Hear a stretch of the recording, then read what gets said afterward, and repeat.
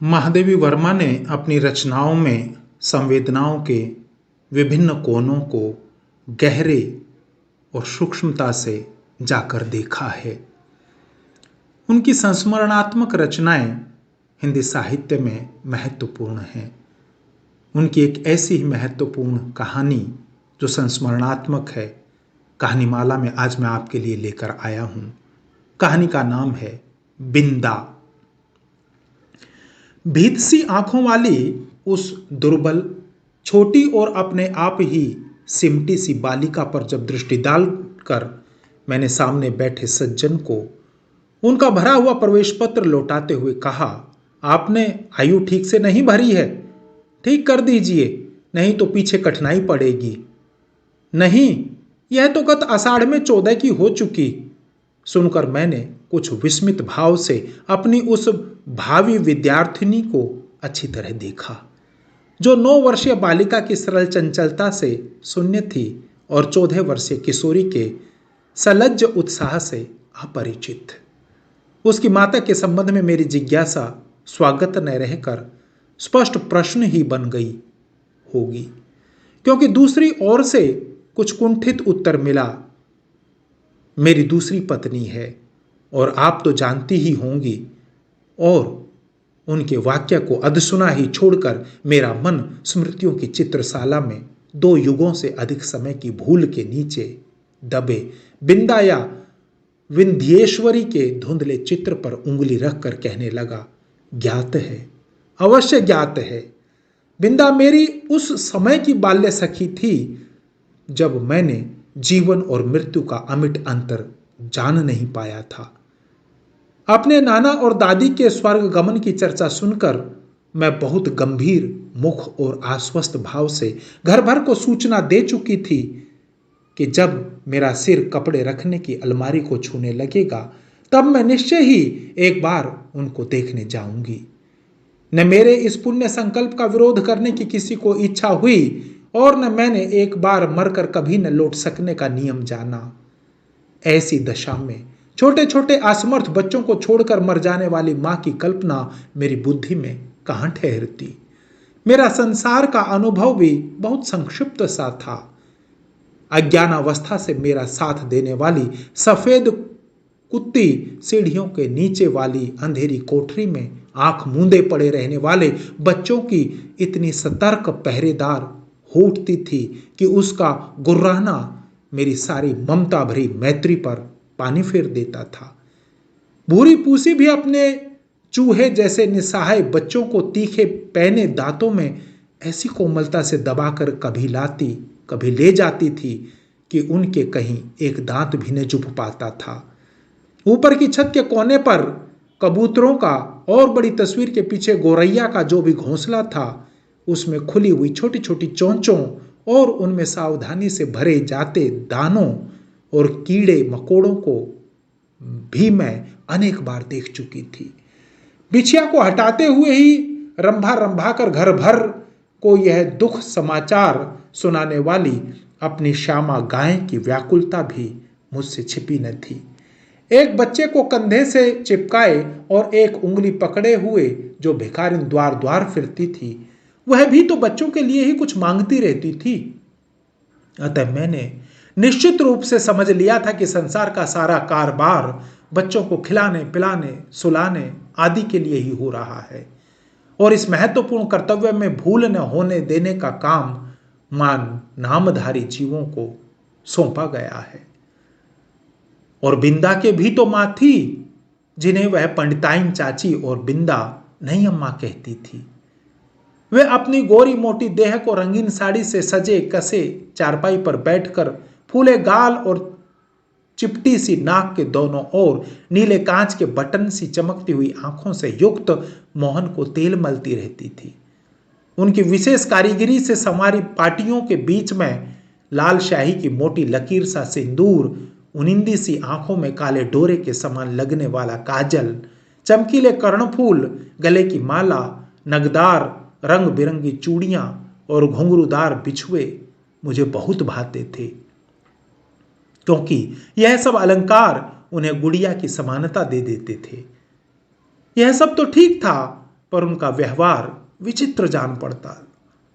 सर्दी के दिनों में जब हमें धूप निकलने पर जगाया जाता था, गर्म पानी से मुंह धुलवाकर मोजे, जूते और ऊनी कपड़ों से सजाया जाता था और मना मना कर गुनगुना दूध पिलाया जाता था, तब पड़ोस के घर में पंडिताइन चाची का स्वर उच्च से उच्चतर होता रहता था।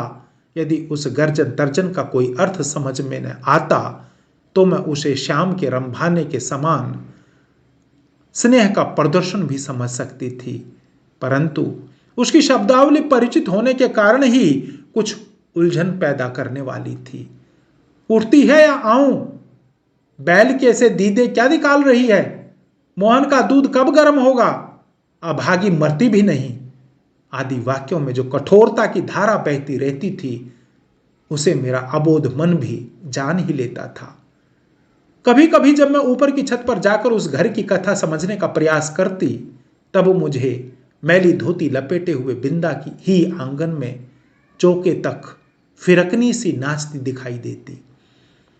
उसका कभी झाड़ू देना, कभी आग जलाना, कभी आंगन के नल से कलसी में पानी लाना, कभी नई अम्मा को दूध का कटोरा देने जाना, कभी बाजीगर के तमाशा जैसा लगता था, क्योंकि मेरे लिए तो वे सब कार्य असंभव से थे। पर जब उस विस्मित कर देने वाले कौतूहल की उपेक्षा कर पंडिताइन चाची का कठोर स्वर गूंजने लगता, जिसमें कभी कभी पंडित जी की घुड़की का पुट भी रहता था, तब न जाने किस दुख की छाया मुझे घेरने लगती थी। जिसकी सुशीलता का उदाहरण देकर मेरे नटखटपन को रोका जाता था, वही बिंदा घर में चुपके चुपके कौन सा नटखटपन करती रहती है, इसे बहुत प्रयत्न करके भी मैं न समझ पाती थी। मैं एक भी काम नहीं करती थी और रात दिन उधम मचाती रहती, पर मुझे तो मां ने न मर जाने की आज्ञा दी और न आंखें निकाल लेने का भय दिखाया। एक बार मैंने पूछा भी, क्या पंडिताइन चाची तुम्हारी तरह नहीं है? मां ने मेरी बात का अर्थ कितना समझा यह तो पता नहीं। उनके संक्षिप्त हैं से न बिंदा की समस्या का समाधान हो सका और न मेरी उलझन सुलझ पाई। बिंदा मुझसे बहुत बड़ी ही रही होगी, परंतु उसका नाटापन देखकर ऐसा लगता था मानो किसी ने ऊपर से दबाकर उसे कुछ छोटा कर दिया हो। 2 पैसों में आने वाली खजड़ी के ऊपर चढ़ी हुई झिल्ली के समान पतले चर्म से मढ़े और भीतर की हरी हरी नसों की झलक देखने वाले उसके दुबले हाथ पैर न जाने किस अज्ञात भय से अवसन्न रहते थे। कहीं से कुछ आहट होते ही उसका विचित्र रूप से चौंक पड़ना और पंडिताइन चाची का स्वर कान में पड़ते ही उसके सारे शरीर का थरथरा उठना मेरे विस्मय को बढ़ा ही नहीं देता था, प्रत्युत उसे भय में बदल देता था। और बिंदा की आंखें तो मुझे पिंजड़े में बंद चिड़िया की याद दिलाती थी। एक बार जब 2-3 करके तारे गिनते गिनते उसने एक चमकीले तारे की ओर उंगली उठाकर कहा, वह रही मेरी अम्मा।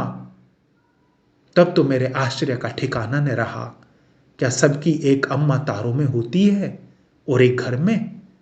पूछने पर बिंदा ने अपने ज्ञान कोश में से कुछ कण मुझे दिए और तब मैंने समझा कि जिस अम्मा को ईश्वर बुला लेता है वह तारा बनकर ऊपर से बच्चों को देखती रहती है, और जो बहुत सज धज से घर में आती है वह बिंदा की नई अम्मा जैसी होती है। मेरी बुद्धि सहज ही पराजय स्वीकार करना नहीं जानती। इसी से मैंने सोचकर कहा, तुम नई अम्मा को पुरानी अम्मा क्यों नहीं कहती? फिर वे न नई रहेंगी और न डांटेंगी। बिंदा को मेरा उपाय कुछ जचा नहीं, क्योंकि वह तो अपनी पुरानी अम्मा को खुली पालकी में लेट कर जाते और नई को बंद पालकी में बैठकर आते देख चुकी थी। अतः किसी को भी पदच्युत करना उसके लिए कठिन था, पर उसकी कथा से मेरा मन तो सचमुच आकुल हो उठा। अतः उसी रात को मैंने मां से बहुत अनुनय पूर्वक कहा, तुम कभी तारा न बनना, चाहे भगवान कितना ही चमकीला तारा बनावे। मां बेचारी मेरी विचित्र मुद्रा पर विस्मित होकर कुछ बोल भी न पाई थी कि मैंने अकुंठित भाव से अपना आशय प्रकट कर दिया, नहीं तो पंडिताइन चाची जैसी नई अम्मा पालकी में बैठकर आ जाएगी और फिर मेरा दूध, बिस्किट, जलेबी सब बंद हो जाएगा। और मुझे बिंदा बनना पड़ेगा। माँ का उत्तर तो मुझे स्मरण नहीं, पर इतना याद है कि उस रात उसकी धोती का छोर मुट्ठी में दबाकर ही मैं सो पाई थी। बिंदा के अपराध तो मेरे लिए अज्ञात थे, पर पंडिताइन चाची के न्यायालय से मिलने वाले दंड के सब रूपों से मैं परिचित हो चुकी थी। गर्मी की दोपहर में मैंने बिंदा को आंगन की जलती धरती पर बार बार पैर उठाते और रखते हुए घंटों खड़े देखा था। चौके के खंबे से दिन दिन भर बंधा पाया था और भुस से मुरझाए मुख के साथ पहरों नई अम्मा और खटोले में सोते मोहन पर पंखा झलते देखा था। उसे अपराध का नहीं अपराध के भाव का भी दंड सहना पड़ता था। इसी से पंडित जी की थाली में पंडिताइन चाची का ही काला मोटा और घुंघराला बाल निकलने पर भी दंड बिंदा को मिला। उसके छोटे छोटे हाथों से धुल न सकने वाले उलझे तेलहीन बाल भी अपने स्वाभाविक भूरेपन और कोमलता के कारण मुझे बड़े अच्छे लगते थे। जब पंडिताइन चाची की कैंची ने उन्हें कूड़े के ढेर पर बिखरा कर उनके स्थान को बिल्ली की काली धारियों जैसी रेखाओं से भर दिया तो मुझे रुलाई आने लगी। पर बिंदा ऐसे बैठी रही मानो सिर और बाल दोनों नई अम्मा के ही हों। और एक दिन याद आता है, चूल्हे पर चढ़ाया दूध उफना जा रहा था। बिंदा ने नन्हे नन्हे हाथों से दूध की पतीली उतारी अवश्य, पर वह उसकी उंगलियों से छूटकर गिर पड़ी। खोलते दूध से जले पैरों के साथ दरवाजे पर खड़ी बिंदा का रोना देखकर मैं तो हतबुद्धि सी ही हो रही। पंडिताइन चाची से कहकर वह दवा क्यों नहीं लगवा लेती, यह समझाना मेरे लिए कठिन था। उस पर जब बिंदा मेरे हाथ अपने जोर से धड़कते हुए हृदय से लगाकर कहीं छिपा देने की आवश्यकता बताने लगी, तब तो मेरे लिए सब कुछ रहस्यमय हो उठा। उसे मैं अपने घर में खींच लाई अवश्य, पर न ऊपर के खंड में मां के पास ले जा सकी और न छिपाने का स्थान खोज सकी। इतने में दीवारें लांघ कर आने वाले पंडिताइन चाची के उग्र स्वर ने भय से हमारी दिशाएं रुंध दी। इसी से हड़बड़ाहट में हम दोनों उस कोठरी में जा घुसी जिसमें गाय के लिए घास भरी जाती थी। मुझे तो घास की पत्तियां भी चुभ रही थी। कोठरी का अंधकार भी कष्ट दे रहा था, पर बिंदा अपने जले पैरों को घास में छिपाए और दोनों ठंडे हाथों से मेरा हाथ दबाए ऐसे बैठी थी मानो घास का चुभता हुआ ढेर रेशमी बिछोना बन गया हो।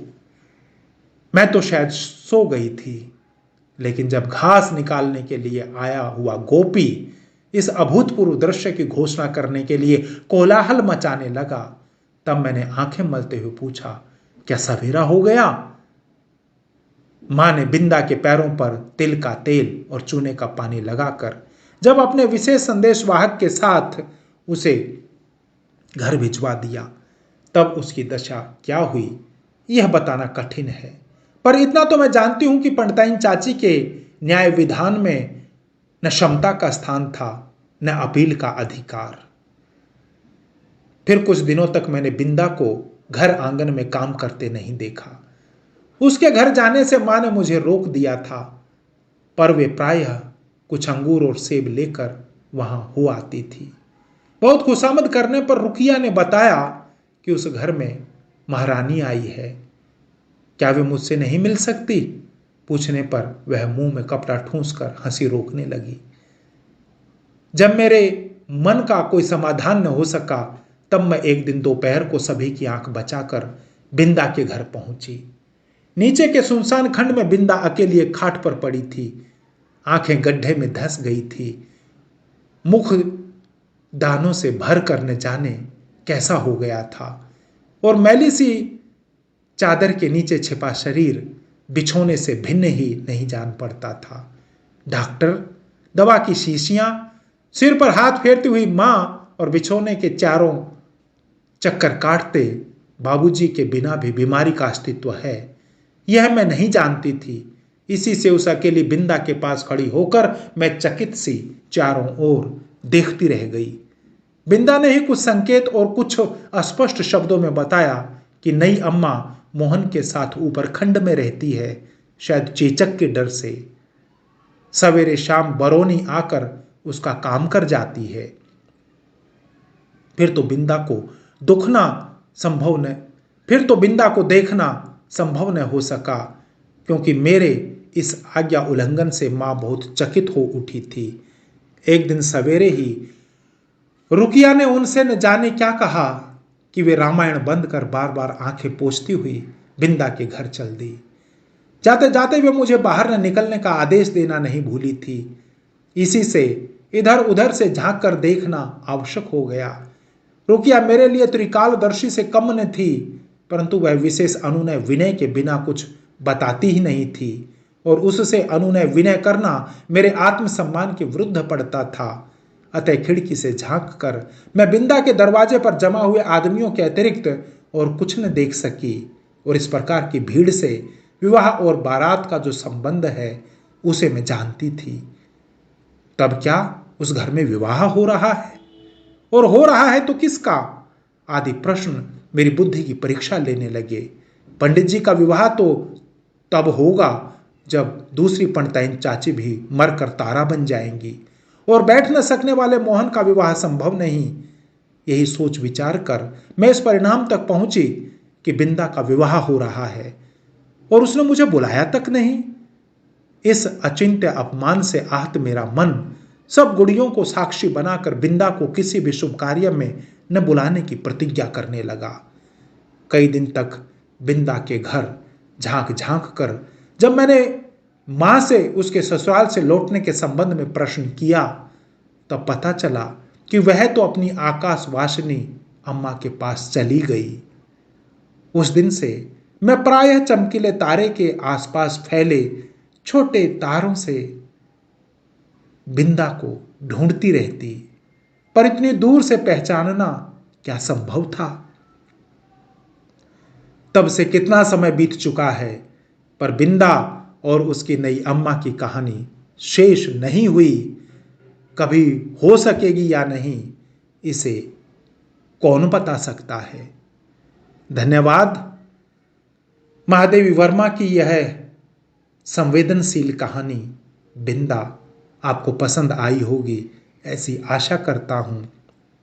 आज भी कई परिवारों में बिंदा जैसी लड़कियां अपनी सौतेली माताओं के अत्याचारों का शिकार होती हैं। इलाज के अभाव में वे स्वर्गवासी हो जाती हैं, वे चमकीला तारा बन जाती हैं। धन्यवाद।